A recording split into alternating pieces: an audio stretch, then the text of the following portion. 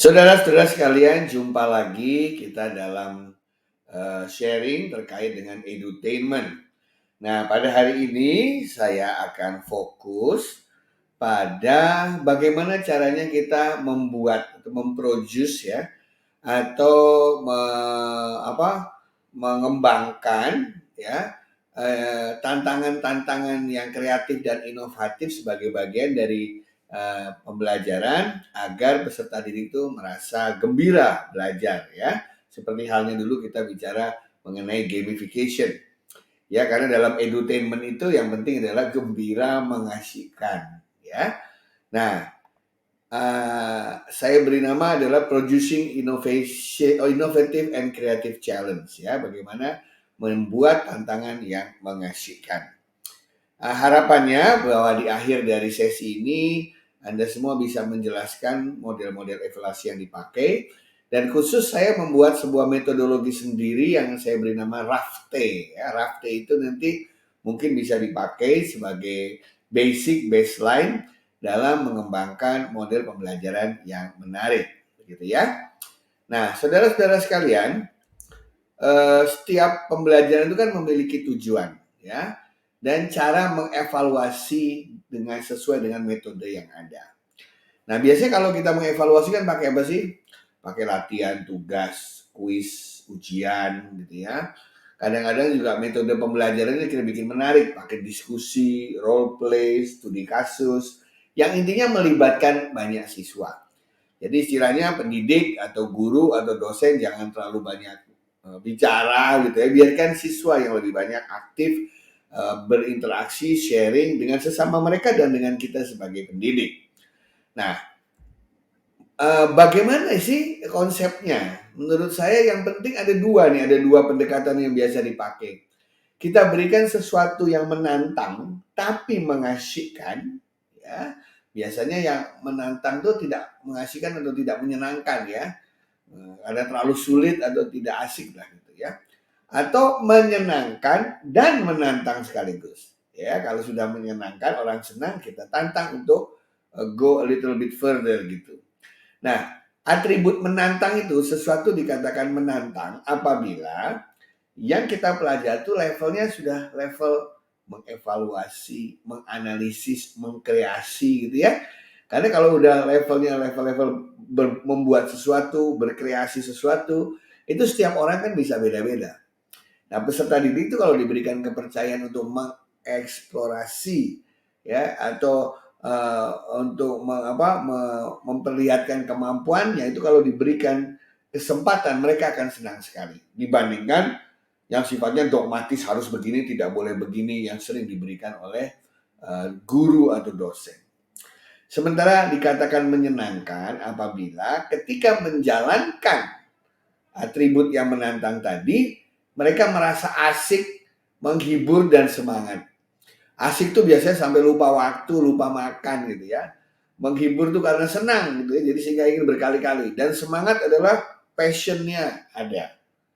Nah, 5 langkah yang saya beri nama RAFTE itu adalah selalu memperhatikan 5 aspek. Yang namanya relevansi, atribut, fokus, tantangan, dan eksibisi. Ya, jadi apa yang dimaksud dengan 5 ini? Nah, sebelum kita kasih contoh, maka saya akan kasih beberapa beberapa prinsipnya ya, prinsip satu-satu. Kita mulai dulu. Yang pertama ya. Langkah pertama yang tadi ya, relevansi itu begini.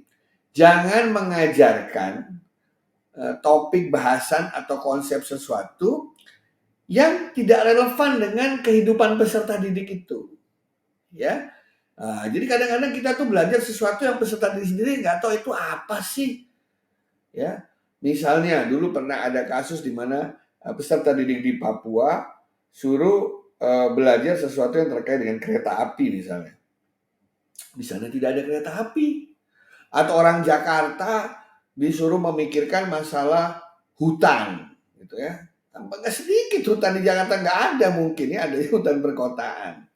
Ya, nah jadi atau masyarakat di sekitar pantai diceritakan mengenai gunung, dari gunung cerita mengenai pantai. Jadi kalau tidak ada relevansi dengan kehidupan sehari-hari, itu motivasi atau penangkapan dari peserta didik itu akan menjadi rendah. Jadi R yang pertama tuh relevansi. Ya, artinya harus relevan dengan kehidupan si peserta didik itu. Hari ini, bukan nanti-nanti, but it's today yang dia lihat sehari-hari. Ya. Kemudian langkah kedua yang biasa saya lakukan, memberikan atribut. Apa itu? Mulailah dengan mengajak peserta didik berbicara, berdiskusi, berargumen dengan topik yang tadi itu, ya.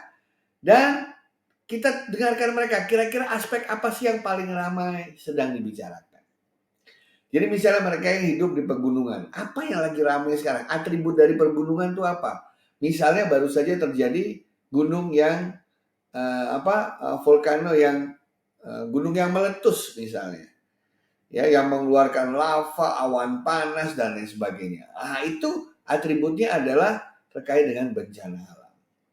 Atau mereka yang lagi berada di perkotaan gitu ya, topik bahasan yang kita ingin bahas adalah masalah perkotaan misalnya. Nah, atribut yang kita bisa lihat misalnya masalah banjir atau masalah kemacetan. Nah, itu cari atribut yang sangat dekat dengan topik bahasan yang ingin kita bahas tadi. Ya. Nah, habis itu mulai kita fokus. Apa itu? Kita ajak mereka mulai berpikir dengan memberikan sejumlah skenario tantangan yang sifatnya itu dilematis atau belum pernah terpikirkan. Misalnya, tadi waktu kita ngomongin masalah problem perkotaan dengan macet gitu. Ya, kita kasih contoh apa? Seandainya Anda menjadi gubernur dari ibu kota, Anda akan ngapain? Dikasih uang sekian miliar, apa yang Anda lakukan? Atau misalnya, pemerintah Indonesia akan diberikan bantuan mengatasi banjir di ibu kota dari 3 negara. Katakanlah Belanda, Rusia, dan China. Masing-masing memberikan sejumlah skenario penyelesaian. Mana yang Anda pilih selaku pimpinan? Nah, itu kita masuk ke level yang namanya fokus. Ya, di situ mereka boleh menemukan siapapun, apapun, yang penting mereka punya argumentasi yang jelas atau bisa berlogika. Baru langkah yang keempat, ya. Bentuklah kelompok secara acak gitu ya. Kata acak ini penting. Untuk apa? Karena kalau kelompok nggak dibikin secara acak, ya itu kecenderungannya itu mereka hanya akan akan ngumpul sama teman-teman yang sudah kenal yang mereka inginkan. Padahal dalam kehidupan sehari-hari kita akan bertemu dengan orang baru, kita harus bisa menyesuaikan dengan orang lain, ya, sehingga paling banyak saya biasanya kalau bikin kelompok tuh saya bikin acak, ya, pakai undian, kayak pakai random dan lain sebagainya. Ya, nah di dalam itu kita minta mereka menyelesaikan masalah tadi, tapi yang di dalamnya ada unsur analisa dan evaluasi. Seperti tadi kan, fokusnya adalah pemilihan mana yang paling bagus mengatasi banjir, dan sekarang mereka minta menganalisis atau melakukan evaluasi terhadap tawaran tersebut. Nanti saya kasih contoh yang terakhir. Dan langkah kelima, ya, yang istilahnya adalah melakukan exhibition itu, berikan kesempatan mereka untuk menunjukkan hasil karyanya. Mereka bisa presentasi, mereka bisa pameran, mereka bisa bikin video di YouTube. Nah, jadi yang mereka lakukan tidak sia-sia, tapi akan didengar oleh semua orang. Nah, kelima langkah itulah yang saya singkat sebagai RAFT tadi. Relevansi, atribut, fokus, tantangan, dan eksebisi. Contoh misalnya, relevansinya kita lihat kemacetan ibu kota. Nah, ini cocok untuk mereka sekolah-sekolah yang tinggal di kota-kota besar atau di Jakarta, di ibu kota, atau ibu kota provinsi. Kemudian yang akan kita lihat tuh penyebabnya. Apa sih penyebabnya macet? Itu namanya atribut. Tapi kita kali ini akan fokus ke apa? Volume kendaraan. Karena volume kendaraannya banyak. Tentu saja atribut penyebabnya banyak kan selain volume kendaraan. Tapi kita fokus lagi di volume kendaraan. Tantangan yang kita berikan, solusi terbaik bagaimana? Supaya volume kendaraan tidak meningkat atau volume kendaraan yang besar tersebut bisa diatur. Nanti eksibisinya apa? Suruh mereka bikin talk show via YouTube. Ya, ada yang menjadi narasumbernya, ada yang menjadi hostnya. Ya, buatlah mereka sendiri dengan settingannya dan diupload ke YouTube. Wah, anak-anak sekarang senang yang begitu. Ya. Contoh kedua, apa? Relevansinya misalnya. Yang senang sepak bola gitu ya, kita anggap sepak bola Piala Dunia.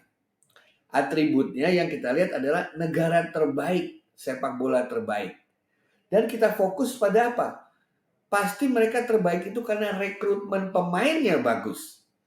Nah, rekrutmen pemainnya seperti apa? Terus tantangannya, ayo kalau Anda menjadi pelatih Indonesia, bagaimana Anda memilih Indonesia Dream Team? Rekrutmennya modelnya kayak apa? Nah, dan nanti eksibisinya mereka suruh bikin video animasi, atau kalau Anda disuruh milih The Dream Team, Anda akan milih kipernya siapa, pemain bolanya siapa, penyerangnya siapa, backnya siapa, dan lain sebagainya. Contoh untuk anak cowok-cowok nih yang senang sepak bola, gitu ya. Contoh ketiga, relevansinya kita ngomongin bencana alam. Nah, atributnya apa yang akan kita lihat? Cara menghadapinya. Dan cara menghadapinya dari berbagai jenis, kita fokus pada meminimalisasi bahaya yang dihadapi orang agar nyawanya tidak terenggut. Nah, tantangannya adalah bagaimana membuat program sosialisasi sehingga orang-orang yang hidup di tempat-tempat rawan bencana itu dari kecil sudah tahu apa yang harus dilakukan kalau ada gempa bumi, kalau ada warning mau ada tsunami, ya, kalau ada gunung meletus dan lain sebagainya. Dan eksibisinya bikin poster edukasi untuk masyarakat. Nah, dan yang keempat misalnya relevansinya kita bicara mengenai penyakit manusia. Atributnya apa? Beragam-ragam jenis penyakit. Tapi kita fokusnya di penyebabnya orang itu bisa sakit. Nah, tantangannya suruh bikin strategi pencegahan agar kita tidak mudah sakit. Bagaimana eksibisinya? Wawancara penyintas ceritanya. Mereka yang survive dari penyakit tertentu. Anda wawancara seperti halnya kalau lagi wawancara di TV. Dan yang kelima bisa juga untuk terkait dengan soft skill atau karakter. Ya, misalnya kita bicara masalah persahabatan. Ya, fokusnya apa sih ciri-ciri atau karakteristik beberapa orang yang bersahabat itu? Tapi fokusnya kita lihat bagaimana menjalin persahabatan yang baik. Tantangannya adalah orang bersahabat itu bisa, tapi yang sulit menjaga persahabatan agar bisa langgeng. Nanti eksibisinya mereka sharing pengalaman suka dan duka memiliki sahabat. Nah, itulah teman-teman sekalian terkait dengan metode Rafter yang bisa Anda pakai, terutama dalam konteks membuat model evaluasi dan metode pembelajaran yang menyenangkan. Ayo yang mau mulai coba sharing, ya coba Anda kembangkan dengan menggunakan metode Rafter terkait dengan 3 skenario misalnya. Yang pertama, berkaitan dengan kebanggaan menjadi warga negara Indonesia. Tantangan kedua dari saya berkaitan dengan bumi tempat manusia kita hidup dan beraktivitas. Dan tantangan ketiga, kita bicara mengenai hubungan antara hewan dan tumbuhan selaku makhluk ciptaan Tuhan dengan manusia. Selamat berafteria teman-teman sekalian. Mudah-mudahan yang kami berikan tadi memberikan manfaat untuk Anda semua sehingga Anda bisa membuat variasi pembelajaran yang menarik. Sekian dan terima kasih.